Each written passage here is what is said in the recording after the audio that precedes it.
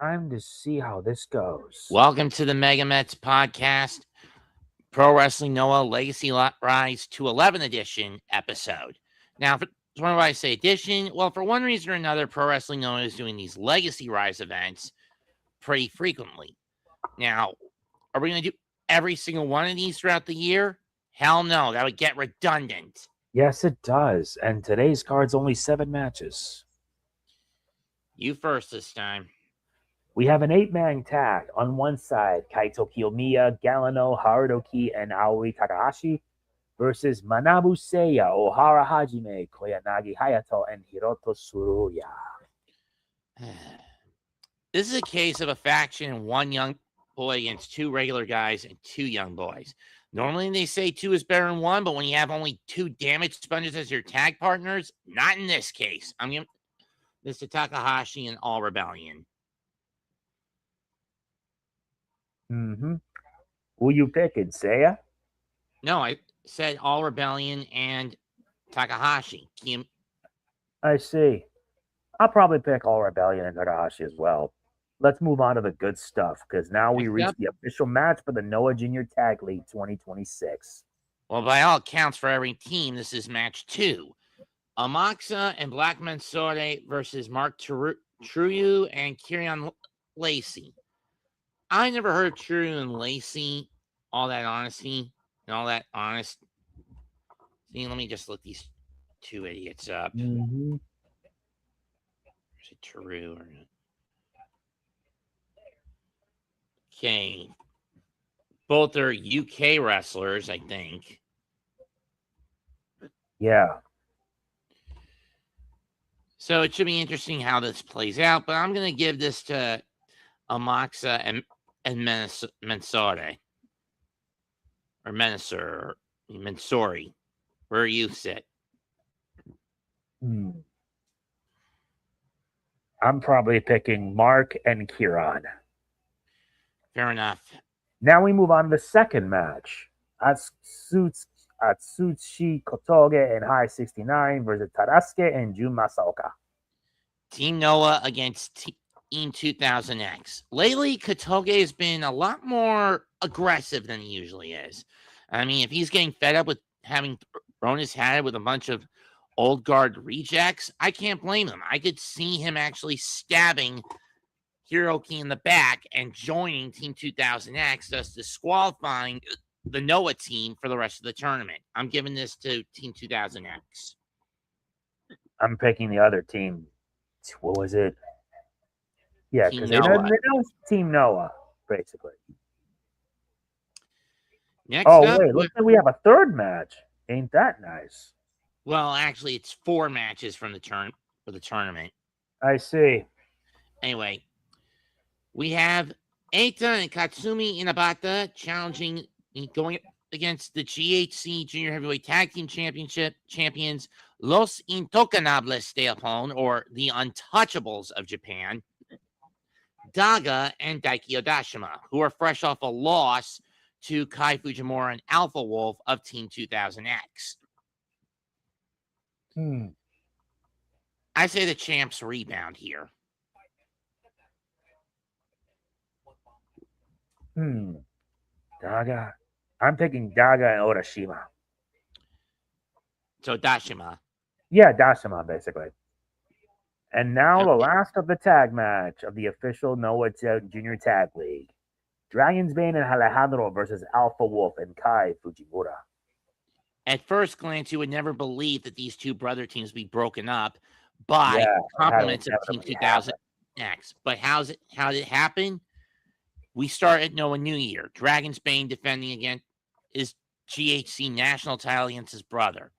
Team 2000X comes out, and Alpha Wolf double crosses his brother, wins the gold with a shot to his dick, and then beats his brother for the title and joins Team 2000X. 10 days later, Kai Fujimura, fed up with the constant screw-ups over him and his brother Alejandro, not able to win the GHC Junior Tag titles, double crosses All Rebellion at one of the January Legacy Rise events, which also was in Korakuen Hall, and joins Team 2000X. But here's the thing with Team 2000X. For anyone who believes that the cancer that you need to cut to get rid of this group is someone like Ozawa, Kiyomiya, or Segura, you're fucking wrong.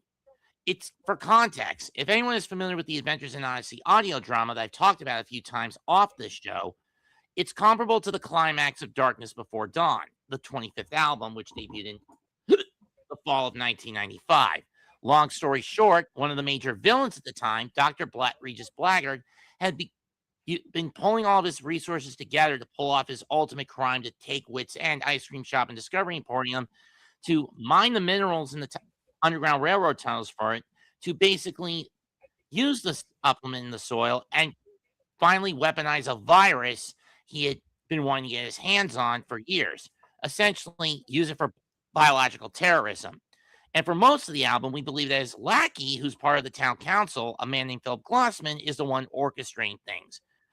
In a way, you could argue that Ozawa, Sugi, and Kita are kind of like the Glossman. But the blackguard is none of those three. It's Yoshitatsu. If you want to destroy Team 2000X, you have to cut the head of the snake off, and it's fucking Tatsu. Get his ass in the ring and kill him. Mm-hmm. Or at the very least, cut out his fucking tongue so he can't manipulate people anymore. Mm-hmm.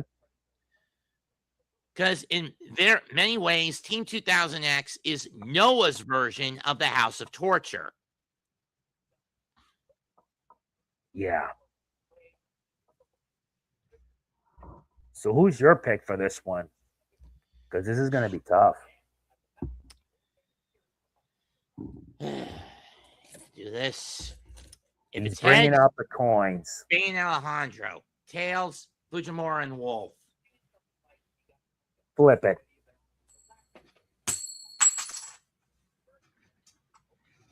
Heads.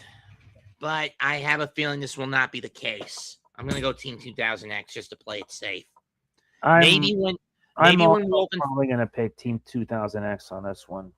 I mean, maybe if Wolf and Fujimura win the tournament and then win the GHC Junior Tag titles, that's when Alejandro and Bane can go after them. Uh-huh.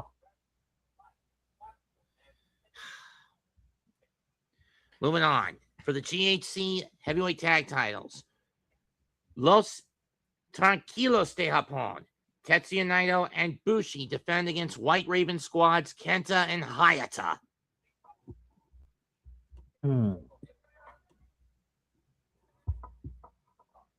This is going to be pretty interesting. I mean, Kenta and Naito, and Kenta's no stranger to either Bushi or Naito from his time in New Japan, from the better part of almost roughly 6 years before he flew the coop after the G134. After Wrestle Kingdom last year. Here to come home, go back to Pro Wrestling Noah. Mm-hmm.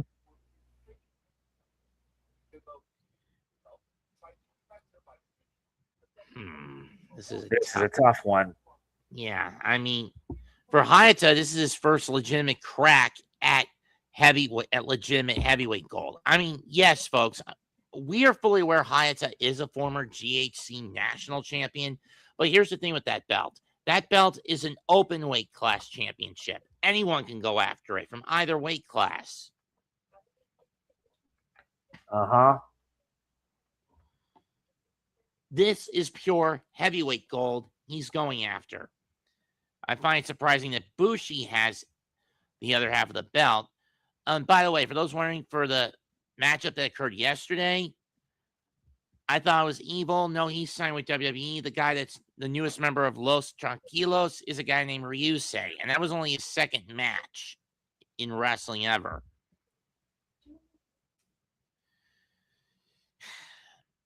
Anyway, my pick to win this, I'll say Los Tranquilos de Japón. I'll have them retain. That's pretty fair. Now the main event for the GHC title. The champion, Yoshiki Inamura, faces off against the challenger, Takahashi Sugiura. The storyline with Inamura is he is getting sick of all the interference from Team 2000X. And anyone who knows me knows I can't blame them. But personally, if you want to stop Team 2000X, like I mentioned in the tag match, you got to cut the head of the snake off and burn the stump. And the snake is not Sugiura. It's Yoshitatsu. Get rid of him, and then you basically leave the rest of the group scrambling, at least in theory. In execution, I don't know if it's going to work. I mean, hell, Inamura has even said lock all the members of Team 2000X in a fucking dog cage alongside the ring. At ringside. Though personally, I would stuff them all in a glass box with no air holes and lock each and every one of those motherfuckers in it. Mm-hmm.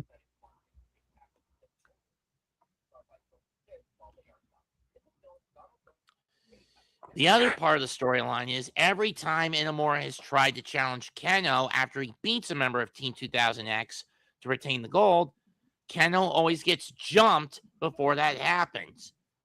Before he can accept. I mean, after Inamura beat Ozawa, Kiyomiya jumped him, which led to the match at the Legacy Rise taping last month. And then when Inamura beat Kiyomiya, he tried again to get Keno, but Segura cut him off.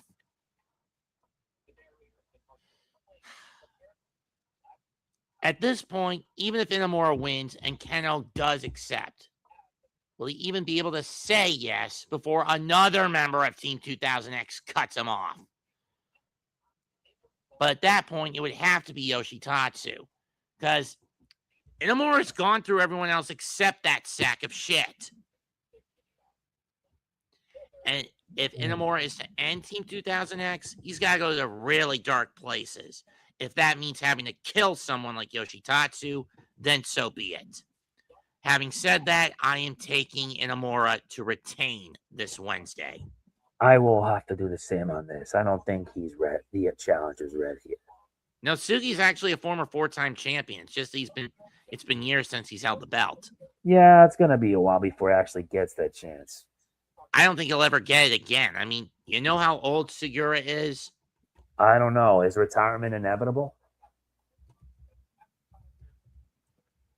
Because I wouldn't be surprised if soon he ends up retiring.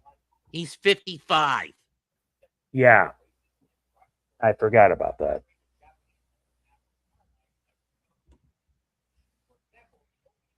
I mean, he's one of the last known Noah Day 1 guys.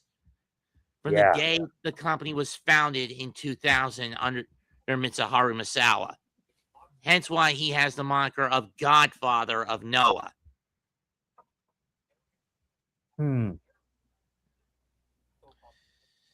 Anyway, as a little bonus treat, who are you taking for the Super Bowl tomorrow? Patriots or Seahawks? It's going to be inevitable. The evil empire will return, even without Belichick and Brady. But I'm just going to go spoiler and vote for the 12th man, the Seahawks.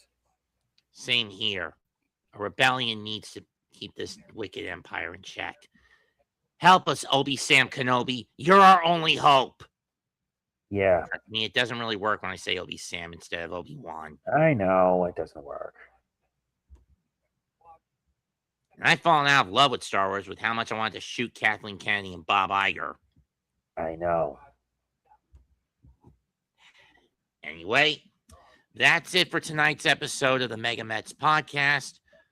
We will be back probably by the end of the month for a doubleheader. First up, New Japan's New Beginning in the USA tour, which happens Friday, February 27th. We'll probably do that.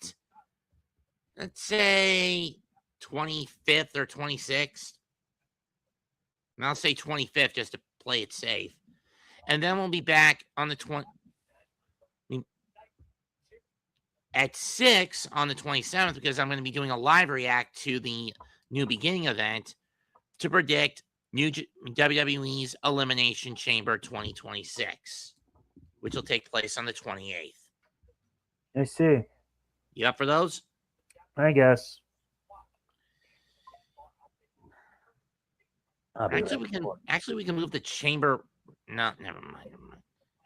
We could move the chamber the chamber prediction to Thursday if we wanted to. You and I can move the New Beginning one to Wednesday, into that Wednesday. You comfortable with that? What? Moving the Elimination Chamber prediction show from that Friday to Thursday instead. That might work. We don't want to do double whammies if needed. Good point. Especially since I've got a live react to the New Beginning show that Friday. Yeah. See you then, folks, and we'll enjoy the Super Bowl. Till then, goodbye, good night, bang. We're out here. We'll see you next time on the MegaMets podcast. Indeed. See you then.